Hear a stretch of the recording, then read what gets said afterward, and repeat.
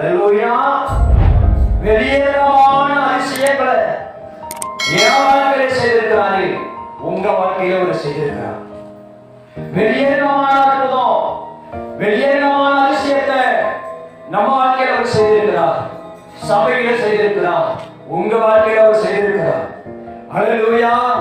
அதிசயங்களை எல்லாம் அவர் செய்தவரை மறந்திருக்கிறோம், அற்புதங்களை எல்லாம் செய்தவரை மறந்திருக்கிறோம்.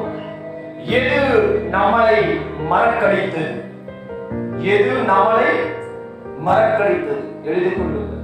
எது தேவனை விட்டு நம்மளை மறக்கடித்தது? அல்லேலூயா.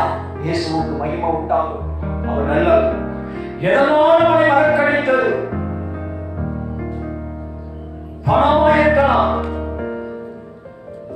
ஆடம்பர வாழ்க்கையா இருக்கலாம், செல்வாக்கா இருக்கலாம், படிப்பா இருக்கலாம், ஒருவேளை திறமைகளா இருக்கலாம், ஒருவேளை மனித அன்புகளா இருக்கலாம், ஒருவேளை நம்ம கையில் வைத்திருக்கிற செல்போனா இருக்கலாம், ஒருவேளை நம்முடைய வேலையா இருக்கலாம், நம்முடைய குடும்பமா இருக்கலாம், நம்முடைய உறவுகளா இருக்கலாம்.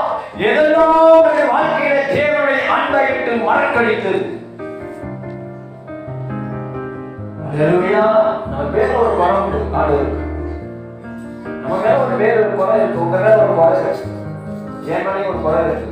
அவர் சொல்லியிருக்கிறார், எஜமான் சொல்றார், உன் மேல குறை இருக்கு, உன் மேல ஒரு குற்றம் இருக்கு, உன் மேல ஒரு குற்றச்சாட்டு இருக்கு.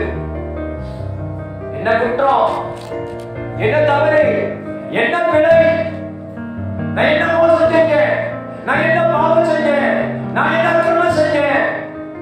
ஆண்டவருடைய வார்த்தை சொல்லுது, ஆதியில வைத்த அந்த ஜெபம், ஆதியில வைத்த அந்த விசுவாசம், ஆதியில இருந்த அந்த பரிசுத்தத்துக்குரிய ஜெப வாழ்க்கை இன்றைக்கு இப்போ நம்ம வாழ்க்கையில காணல. பாஸ்டரை பார்த்தா பயப்படுவோம், பாஸ்டரை பார்த்தா கீழ்ப்படிவோம்.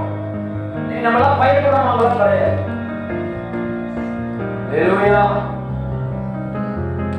பிரசங்கத்தை நமக்கு பயப்பட மாட்டோம், பிரசங்கத்தை கேட்டால பயப்பட மாட்டோம். துணியானது ஒரு பிரசங்கமா, இதெல்லாம் ஒரு செய்தியா? எத்தனையோ நாளைகள் எவ்வளவு பேச்சை கேட்டு இருக்கிறேன், இதெல்லாம் ஒரு சும்மா வேஸ்ட் சொல்லிட்டு போறோம். தேவனாம மகிமைப்படட்டும்.